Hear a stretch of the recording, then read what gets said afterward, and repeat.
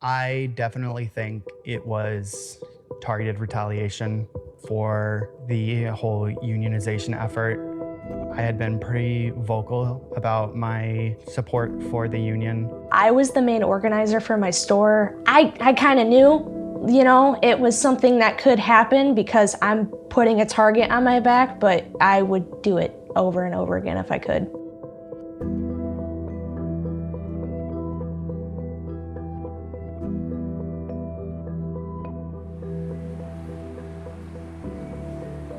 I gave 5.5 years of my life to this company, and for what? To be just tossed aside like this for trying to be proactive? I went into the store a few minutes early by myself, and according to policy, you're not allowed in the store alone. We had 3 of our morning workers call out, so I had to go in early because I had to figure out my plan. I was just trying to do my job to try and get the store open when it's supposed to. They didn't even listen to my manager, who was vouching for me, telling them that I, was a great employee, and they came in and told me they were letting me go.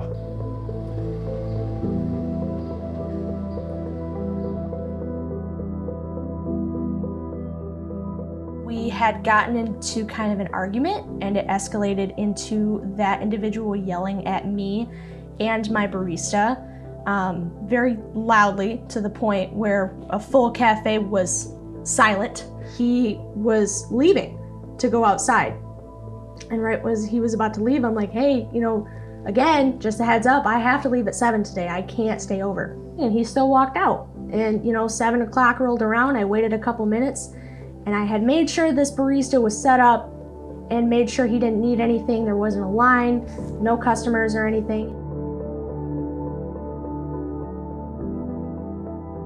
When I had tried to bring up, well, the shift supervisor I was working with, it was his shift. He decided to leave. Why is this happening to me and not him? I was told this is about you, not him, and to watch my tone.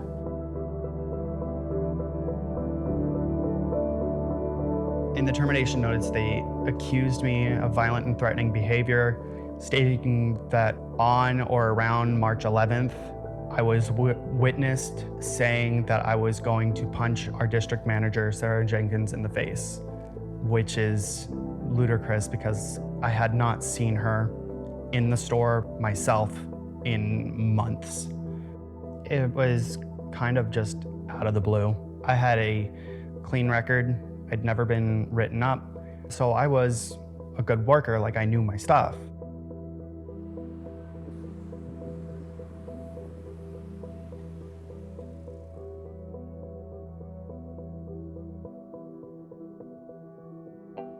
He sat me down and he said, listen, based on everything that happened on March 4th, we're gonna have to let you go. He then decided to tell me that he really cared about me and was gonna help me through these next few steps in this process, and that really set me off. You just upended my entire life.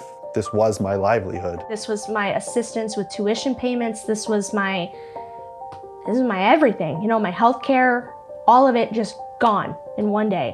I believe the moment they really kind of targeted me was during a partner development conversation. They asked me what some of my weaknesses were, and I told them that I had difficulty standing up for myself. I kind of think that was the first moment where they were like, we can kind of go for this guy because he's not gonna fight it. I think they purposefully targeted some of the most vulnerable people in the store.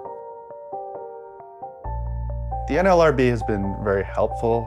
They're going to be dropping the lawsuits against Starbucks for me and a bunch of other of the Starbucks partners throughout the country that have been unjustly fired. So is that a coincidence that a bunch of the union leaders were fired for these things that they never cared about before? I don't think so. I really think that Starbucks has shown their true colors. It blows my mind, and just a perfect example, Starbucks releases a quarterly report to their shareholders, and they were talking about how it might be a little bit lower because they had to pay their lawyers, and they can't afford to pay their lawyers and us. So that's why our hours got cut.